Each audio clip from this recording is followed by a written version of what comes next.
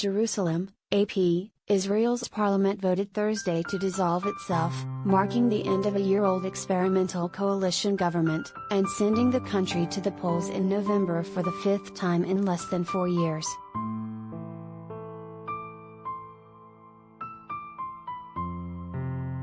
Yair Lapid, Israel's foreign minister and architect of the outgoing coalition government, will become the country's caretaker prime minister just after midnight on Friday. He will be the 14th person to hold that office, taking over from Naftali Bennett, Israel's shortest-serving prime minister.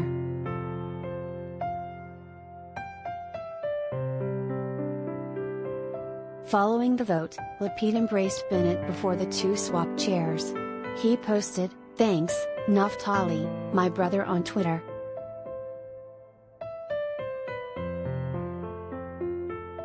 The government collapsed just over a year after it was formed in a historic move that saw longtime leader Benjamin Netanyahu ousted after 12 years in power by a coalition of ideologically diverse parties, the first to include an Arab faction.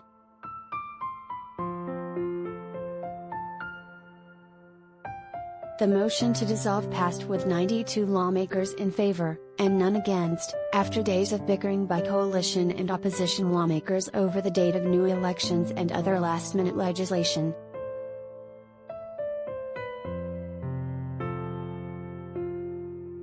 New elections will be held on November 1st.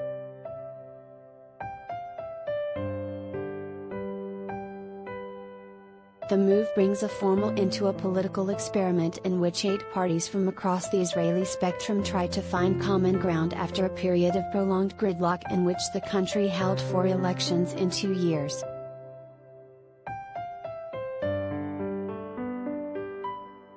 The upcoming elections are an extension of Israel's protracted political crisis, at the heart of which sits Netanyahu and his ongoing corruption trial. The 4 deadlocked elections in the previous 3 years were largely referendums on Netanyahu's fitness to serve while facing charges of accepting bribes, fraud and breach of trust. Netanyahu has denied any wrongdoing.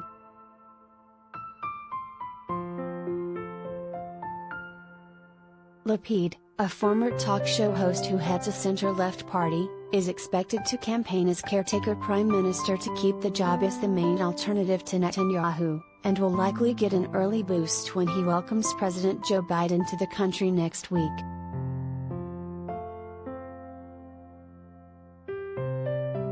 Polls by Israeli media show Netanyahu and his allies are projected to gain seats, although it is unclear whether they would have enough to form a 61-seat majority in the 120-member Knesset. If neither he nor anyone else succeeds in doing so, Israel could go to elections yet again.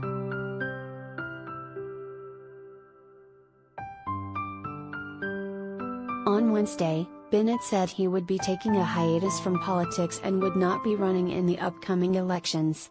His Yamina party was riven by infighting and splintered following the formation of the government last year as its members broke away in protest of what they considered Bennett's excessive compromises to more liberal coalition allies.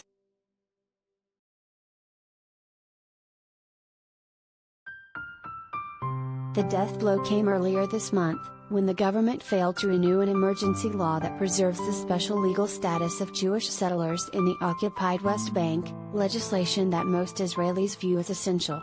Because the Knesset was dissolved before the end of the month, the emergency law is automatically renewed until after the formation of a new government.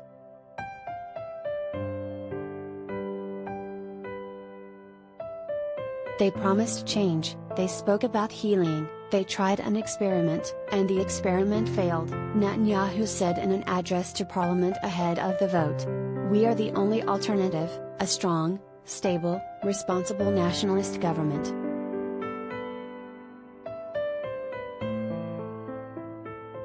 The outgoing governing coalition made history by being the first to include an Arab party. Mansour Abbas, leader of the Islamist Jam faction, joined the coalition to secure better services and more government funding for Israel's Arab minority, which makes up some 20% of the population.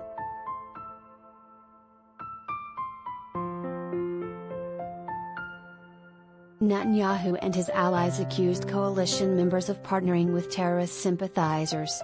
His allies have provided little evidence to back those claims, citing only Abbas' Islamist roots, and Netanyahu himself also reportedly courted the party after the previous election last year.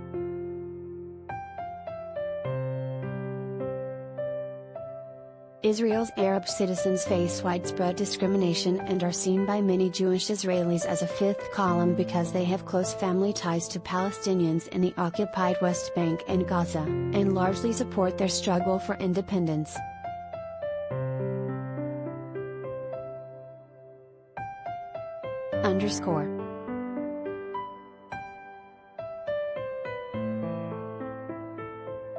Joseph Krauss contributed to this report.